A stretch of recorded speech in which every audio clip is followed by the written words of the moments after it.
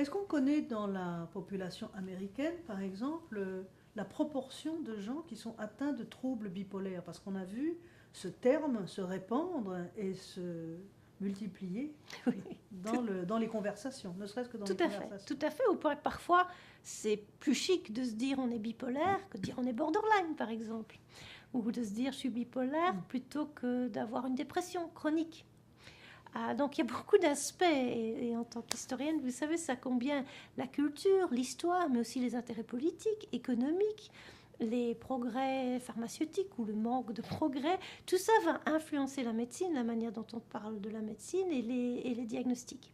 Alors le diagnostic de bipolarité, si on y pense comme un bipolaire 1 et comme la maniaco-dépression, c'était des maladies extrêmement rares. David Ely a décrit dans son livre Mania l'histoire, a repris l'histoire de manière remarquable. Et dans les années 40, 50, on se disait que peut-être 0,1 ou 0,2% de la population, aux États-Unis, en France, en Belgique, souffrait d'un trouble maniaco-dépressif, puisqu'on ne l'appelait pas bipolaire à ce moment-là. Et puis, comme toujours, on identifie, parfois on identifie avec raison des symptômes ou des maladies, on les reconnaît, on les définit différemment, et donc on les rencontre plus. Vous prenez l'autisme par exemple, ou les troubles ADD. Donc on commence à les voir plus, et puis on a un traitement. Quand on a un traitement, ça nous encourage aussi peut-être à essayer de diagnostiquer des personnes qui n'avaient pas été diagnostiquées précédemment et se dire on va leur offrir un traitement et les aider. Pas juste pour vendre des médicaments, ça a aussi un genuine désir d'aider la personne. Et donc quand le lithium dans les années 50 et 60 a été plus courant et on a reconnu sa valeur, les troubles maniaco-dépressifs, tout à coup, on en a vu non pas passer de 0,1 à 0,2% à 1%. Et puis le DSM, et le DSM, c'est un des grands problèmes du DSM, c'est de pathologiser la normalité. Donc le DSM qui est quand même un outil de travail au départ de recherche et qui est devenu un outil pour les assurances santé, pour rembourser les médecins.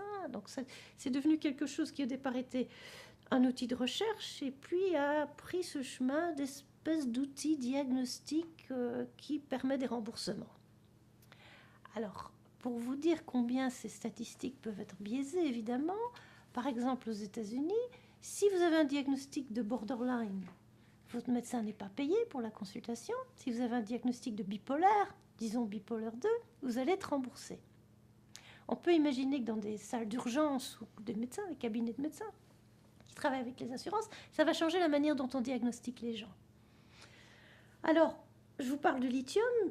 Le trouble bipolaire donc arrive dans les années 80, on en parle un peu. Dans les années 90, puisque je suis belge, ou 96, 97, une société pharmaceutique, Abbott, décide de réutiliser, si vous voulez, une molécule qu'on utilisait avant, particulièrement dans les problèmes épileptiques, le valproate, l'acide valproïque ou Depakote, et de lui donner maintenant un nom de régulateur de l'humeur. N'étaient pas les premiers. Quelques années avant, un autre médecin en faisant un mélange de progestérone et d'œstrogène, avait promu son médicament comme régulateur de l'humeur.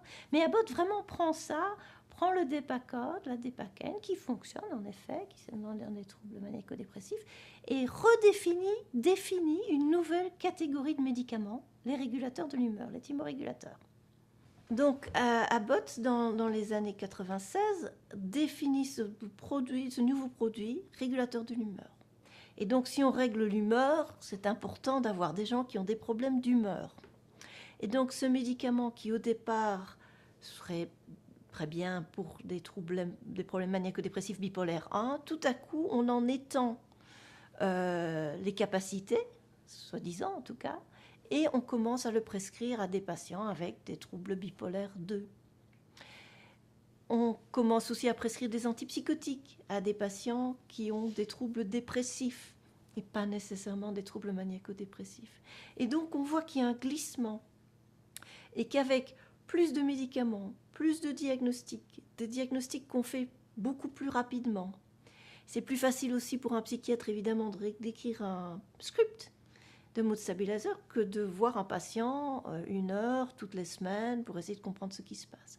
Donc il y a tout un ensemble de facteurs, de société, de marketing, et puis des gens qui se disent c'est quand même, si on nous donne l'espoir d'aller mieux en prenant une pilule, pourquoi pas. Et donc tout ça fait que tout à coup, on a une multiplication de ces diagnostics de bipolarité sans plus savoir au fond du compte de quoi on parle.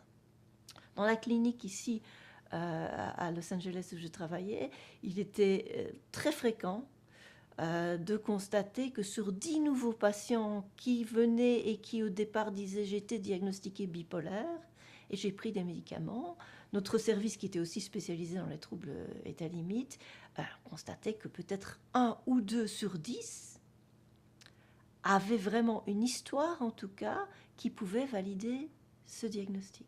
Pourquoi est-ce que ça peut être dramatique à certains moments? Nous avions beaucoup de jeunes femmes à qui on avait dit vous ne pourrez jamais avoir d'enfants, ou qui prenaient des médicaments qui pouvaient avoir des conséquences sur le développement de l'embryon. De nouveau, s'il y a vraiment un trouble bipolaire 1, parfois c'est la seule solution, et si une grossesse est désirée, il va falloir travailler ça avec la famille, avec le patient, avec d'autres médicaments que les stabilisateurs de l'humeur. Mais si ce n'est pas nécessaire, vous voyez alors les tragédies. On sait par exemple que dans l'autisme ou la schizophrénie, il y a un marqueur d'âge. La schizophrénie apparaît en général à l'adolescence, à la fin de l'adolescence, dans les années... Oui. Est-ce qu'il y a la même chose pour la bipolarité? Est-ce qu'on peut être bipolaire en étant enfant, ou même adulte, ou même une personne âgée? Oui, mais ça suit très fort en fait la question précédente, dans le sens où on a commencé à diagnostiquer avec ce trouble bipolaire non seulement des adultes, mais des enfants, parfois des enfants très jeunes, à un niveau qui touche à l'absurdité. Donc en général, les états maniaco-dépressifs tendent à arriver plutôt vers 18, 20, 30 ans. Parfois, un premier épisode peut arriver à 40 ans ou 50 ans. C'est plus rare, mais on connaissait ce diagnostic chez les adultes, ou chez les jeunes adultes. Ça a été reconnu, il y a des histoires dans l'histoire, etc. Le diagnostic de bipolarité chez les enfants, chez les jeunes enfants, chez les adolescents, doit être vraiment et probablement extrêmement rare. Et la manière dont le diagnostic a été fait dans un certain nombre de cas, dont des cas qui sont infamous, comme on dit en anglais, infâmes. Une histoire d'une petite fille, je crois qu'elle avait 1 an, 2 ans, à qui on a donné des doses de Tepaquin, de valproïque et d'autres médicaments qui ont fait que cette petite fille est morte à 2-3 ans de nouveau. C'est un cas qui a été passé, dont on a beaucoup parlé. Pour reprendre chez les enfants, donc il y a eu le diagnostic chez les adultes, on est sûr, ça existe, ça commence très très tard dans la vie. On peut devenir psychotique, mais la première chose qu'il faut vérifier, c'est qu'il n'y a pas un problème organique de type rénal, délirium, etc. avant de juger. Mais en général, ces épisodes arrivent vers l'âge de 20-30 ans, de nouveau parfois un peu plus tard. Une fois qu'on a eu les médicaments, et dans un monde où il y a beaucoup plus, comme c'est pour l'école, pour tout ça, les enfants, on a beaucoup plus de demandes, et on tente à pathologiser probablement de plus en plus vite, surtout quand on imagine qu'il y aura un médicament qui va régler ces choses-là. Il y a eu une augmentation scandaleuse du nombre de diagnostics de bipolaire chez des enfants, chez de jeunes enfants, donc, et comme je le disais tout à l'heure, chez des très jeunes enfants parfois, au point de médicaliser, donner des médicaments potentiellement dangereux à des enfants de 2-3 ans, avec j'étais pas là, je ne l'ai pas vu, mais un diagnostic de bipolarité. On peut se dire que pour développer tous ces symptômes, même de manie ou de mélancolie, est-ce que ça peut se développer sur un cerveau d'enfant encore en développement de 2, 3, 4, 5 ans? Donc il y a des états, il y a des états psychotiques chez des enfants, il y a des états alarmants, mais il y a eu là une augmentation. Je crois que chez les enfants, je n'ai plus les chiffres en tête, mais je crois qu'on est passé, on a multiplié le diagnostic par 2000%, quelque chose comme ça, en quelques années. Avec, de nouveau, là, c'est l'influence négative quand les industries pharmaceutiques poussent un produit au-delà de ses compétences, j'ai envie de dire.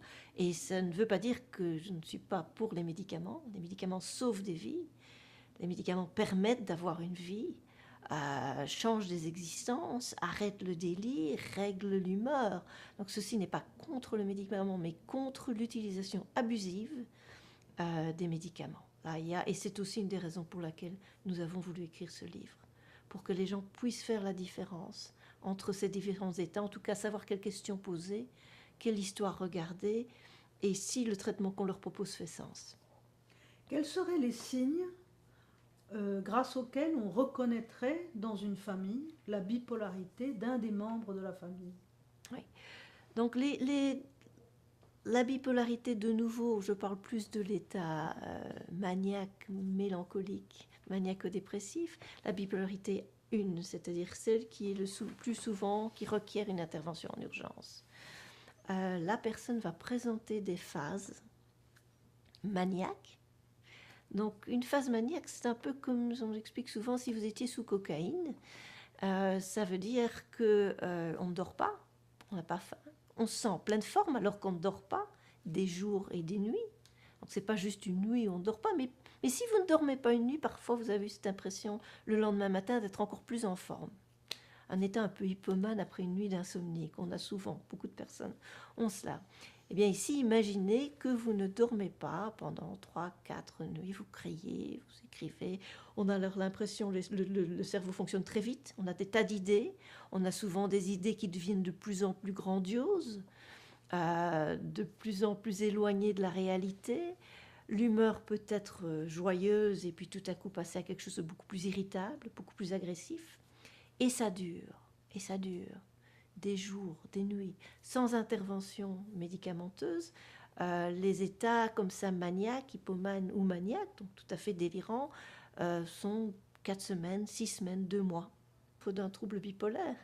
C'est d'accepter de prendre des médicaments parce qu'on va perdre ces moments où on se sentait au sommet du monde, où tout allait réussir, où on était Dieu, où on était capable de s'envoler.